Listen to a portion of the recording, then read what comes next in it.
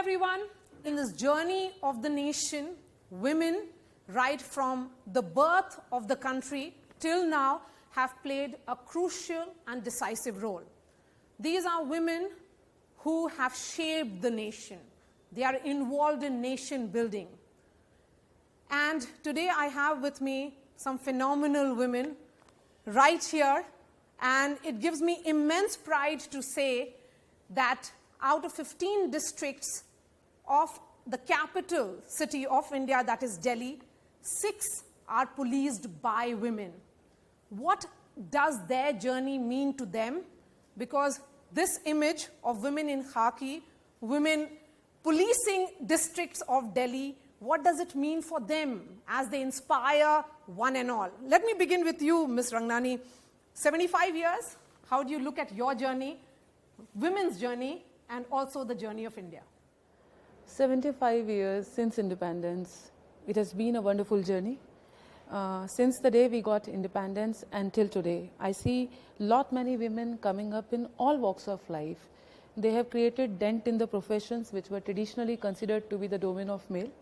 They have created a space for themselves in the social ecosystem, in the professional ecosystem, and yes, they have proved their mettle that they are no way behind the men, and a more equitable system has developed in the country. And I feel proud to be part of the country where women are giving equal responsibility in decision making, in execution, and also in planning. Execution, planning, policing, running after robbers, chasing them. Does it make it any difference? I mean, is there any difference between a male DCP or a woman DCP, Ms. Kashyap? No, absolutely not. I think that's what even Usha was referring to.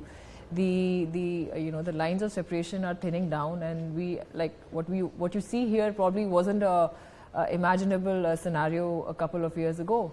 So I guess we are arriving at that spot wherein we could say that even in terms of policing, which is our profession, we don't see those lines of separation anymore. I think we could possibly be outperforming the men as well. So there is no separation.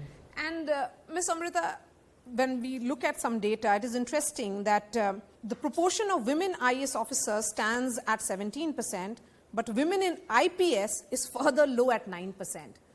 Do women opt more for IAS than IPS, and why is it? Going by the data that you've just mentioned, it appears to be so. But if you see the trajectory of the women who are opting for IPS has also risen. It was much less before, and slowly the figures are improving. So as said earlier, I think women are also opting for IPS. They now no longer consider it to be a domain of only male personnel, and that I think is improving, and that mindset of people around, not just the women but the people around is also changing. Because of that, I think the figures would also improve further. Also, I think a far more conducive environment and a more enabling environment in services like ours is also being focused at. So we have much more, I would say, gender sensitized environment to work with. So I'm sure, like Amrita has just mentioned, we're probably going to see better, entrance figures in our service. Does it really come as a surprise to you that when we are looking at 75 years of independence, there are women DCPs, policing the capital, or would you have expected it better? Or perhaps this figure could have come in much earlier? I think it's great. It's great to see women going out and working in all fields, including policing. So it really inspires parents, it inspires young women, and for girls who are getting an education now, they don't see themselves as handicapped in any way. So it's an enabling environment. I think it's very good. I think it's welcoming. It should have come earlier, but if it's happening now, it's very good. It's great, and I think it improves further. So yes, of course, yes. लेकिन देर से आए. नहीं, उतना देर भी नहीं है. देखिए, if you look at it, see internationally also, it's in some countries you see a 50%, even more participation. But in most of the countries, women have really worked hard to come here. In our country, generations of women have worked hard. Ms. Pandey, give me a sense of the challenges that women face in policing. Well, you chose the right question for me. Anyways, as an officer, when we join the academy, we are treated equal. We get the same training that our men counterpart get. Some of us have, less protein when we are growing up. So many of the things, physical activities that we are doing is a little bit of a challenge. I wouldn't say that it is not. But the ustads, our teachers who are there, our seniors guide us through it, pep us up, our diet is looked after, and when we pass out, we are equals. When we join the service and we start, taking on the roles of additional SP, ACP, DCP, and further, many challenges that come across us. One of them, a very important one, is raising a family as well. Because we are young, we are getting married, we are bringing children in this world, and it's an important social responsibility which we cannot get away from. So one of the basic challenges that I think all our seniors have faced is raising a good family, happy children, while giving 100% of ourselves to the nation. In that, an enabling environment comes very handy. Presently, our families, our husbands, friends, And everybody has to sisters- understand. No, understanding though they already do, but they pitch in as well. They pitch in. Yeah.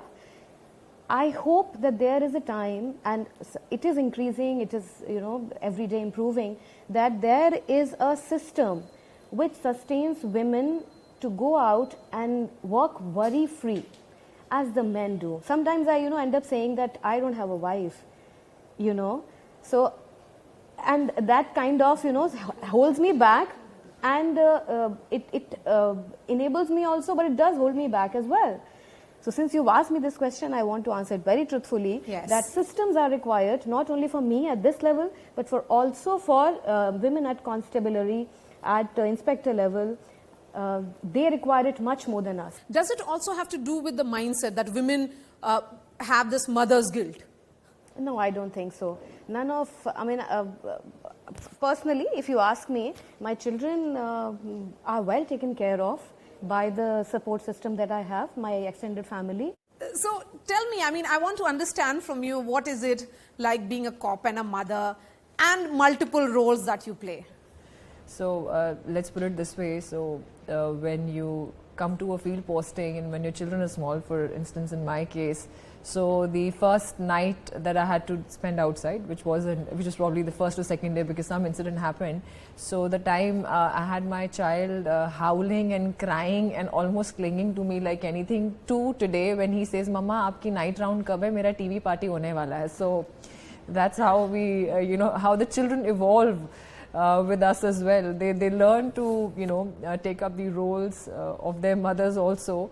And like she rightly said, I think the biggest takeaway from this would be this, that finally you do give the children a sense of having empowered women around them, which is I think what we badly need to change the attitudes in the society, which has been so far not very encouraging for the women per se.